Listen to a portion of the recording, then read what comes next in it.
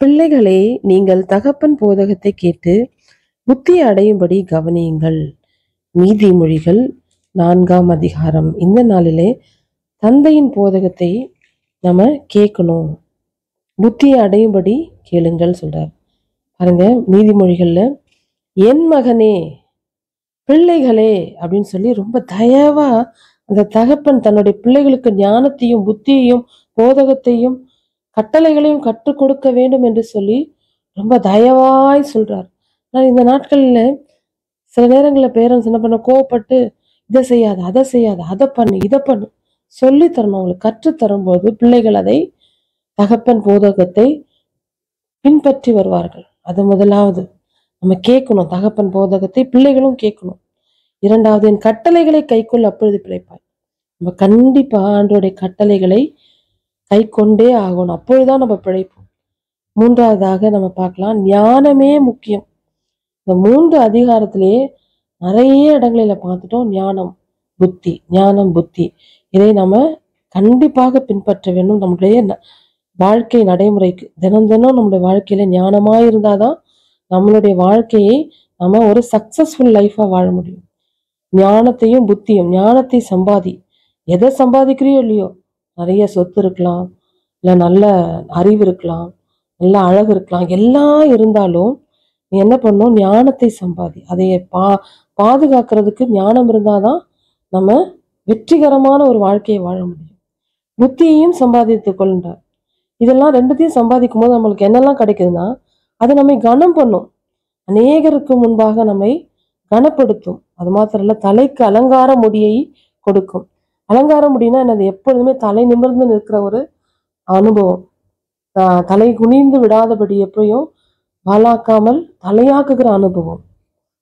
அது மகிமையின் கிரீடத்தை உனக்கு தரும். ஒரு கிரீடத்தை கொடுக்குறோம்னா இதை சூஸ் பண்ணி அதுக்காக செலெக்ஷன் பண்ணி குவாலிஃபிகேஷன் எல்லாத்தையும் பார்த்துதான் ஒரு அவார்டு கொடுப்பாங்க. அது போலதான் நம்மளை தேடி ஒரு கிரீடத்தை கொடுக்கிற அனுபவம். அது மகிமையான கிரீடத்தை நமக்கு சுட்டும். ஞானமுள்ள ஒரு வாழ்க்கை வாழ்வோமானால் செவ்வையான பாதைனா அங்க எதுவுமே இருக்காது. நல்ல ஒரு நீட்டா கிளீனா எந்த ஒரு இடையூறும் இல்லாதபடி போகிற பாதை நம்மளோட வாழ்க்கை பயணம். எந்த ஒரு டிஸ்ட்ராக்ஷன் இல்லாம, கவலை இல்லாம, கண்ணீர் இல்லாம போகிற ஒரு செவ்வையான பாதையிலே நம்மை நடத்தும் அந்த ஞானம். இந்த ஞானத்தில் நடக்கும்போது நம்மளுடைய நடைகளுக்கு இடுக்கண் உண்டாவதில்லை. எந்த ஒரு தேவையில்லாத இழப்புகளோ, தேவையில்லாத காரணங்கள், தேவையில்லாத சண்டைகள், பிரச்சனைகள் எதுவுமே வராது. நம்மளுடைய இடுக்கண் உண்டாவதில்லை. புத்தியை உறுதியாய் பற்றி கொள்ள சொல்றார். அதை விட்டு விடாதே, அதை காத்துக்கொள், அதுவே உனக்கு ஜீவன். புத்தியாய் இருந்தாதான் நமக்கு நல்ல ஜீவனோடு, பலத்தோடு, சுகத்தோடு, நல்ல ஆரோக்கியத்தோடு வாழ்றதுக்கு புத்தி வேணும். புத்தி இல்லாத சிற்பாச்சாரியா இருந்தா நம்மளால என்ன பண்ண முடியாது? ஒண்ணுமே பண்ண முடியாது. ஒரு புத்தியோடு சில காரியங்கள், அந்த சிலையை ஒரு சிற்பி செதுக்கி கொண்டே இருக்கும்போது அதுலேதான் அதை எப்படியாக நல்ல ஒரு ஒரு நல்ல ஒரு ஷேப்ல கொண்டு வரணும்னு சொல்லி அதை செதுக்கி கொண்டே இருப்பான். அவனுடைய கண்கள் எல்லாம் அதுக்குள்ளேயே இருக்கும். அது போல புத்தி உள்ளவர்களாய் நம்முடைய வாழ்க்கையில வாழும்போது அது நமக்கு ஜீவனை உண்டாக்கும். பார்க்கலாம், துன்மார்க்கருடைய பாதையில் திரும்ப சொல்றார் ஆண்டு. ஏன் தெரியல, ஏன்னா நம்ம வாழ்கிற பூமி அப்படிப்பட்ட ஒரு வாழ்க்கையில வாழ்ந்து கொண்டிருக்கிறோம். தீமைக்கும் நன்மைக்கும் நடுவுல வாழ்ந்து கொண்டிருக்கிறோம். அதான் சொல்ற, துன்மார்க்கருடைய பாதையில பிரவேசியாதே. பாதைனா அந்த வழியே போகாத. தீவருடைய வழியில நடவாதே, அதை வெறுத்து விடுனா நம்மளுக்கு ஒரு எதையாவது பிடிக்கலன்னா என்ன பண்ணுவோம்? அப்படியே வெறுத்து ஒதுக்கிறோம். அந்த சைடே திரும்ப மாட்டோம். அதன் வழியாய் போகாதே, அதை விட்டு விலகி கடந்து போன்ற. அப்படியே நீ போற வழியில இருந்தா கூட விலகிட்டு கடந்து போயிடு. துன்மார்க்கர்கள் வழியில போவாது. அவங்களுக்கு என்னன்னா, அவங்களுக்கு யாரையாவது பிரச்சனை பண்ணிட்டு, துன்மார்க்கனுக்கு என்னன்னா தூக்கம் வராது. எதையாவது ஒண்ணு பொல்லாங்கு செய்தால் வழி அவங்களுக்கு நித்திரை வராது. பிரச்சனை பண்ணிட்டே இருப்பாங்க துன்மார்க்க. அதை அப்படியே கண்டுபிடிச்சிடலாம். ஏதாவது ஒரு பிரச்சனையை கொண்டு வந்துட்டே இருக்கிறாங்கன்னா அவங்க துன்மார்க்கருடைய வழிகளிலே இருக்கிறாங்க. அவங்களும் நல்லா இருக்க மாட்டாங்க, மற்றவர்களுக்கும் என்ன பண்ணுவாங்க? பிரச்சனை கொடுத்து கொண்டே இருப்பாங்க. அவங்க ஆகாமியத்தின் அப்பத்தை புசித்து கொடுமையின் ரசத்தை குடிப்பார்கள். ஆனா நீதிமானுடைய பாதையோ பாருங்க, துன்மார்க்கருக்கும் நீதிமானுக்கும் ஒரு டிஃபரன்சியேஷன் காட்டுறார். நீதிமானுடைய பாதை நடுப்பகல் வரைக்கும் அதிகமாய் பிரகாசிக்கிற சூரியனை போன்ற. நடு பகல்ல அந்த சூரியனை பார்க்கணும். சூரியனை நம்மளால பார்க்கவே முடியாது, அவ்வளோ ஒரு பிரகாசம். அப்படிப்பட்ட ஒரு வாழ்க்கையை தான் நீதிமானுக்கு ஆண்டவர் வச்சிருக்காரு.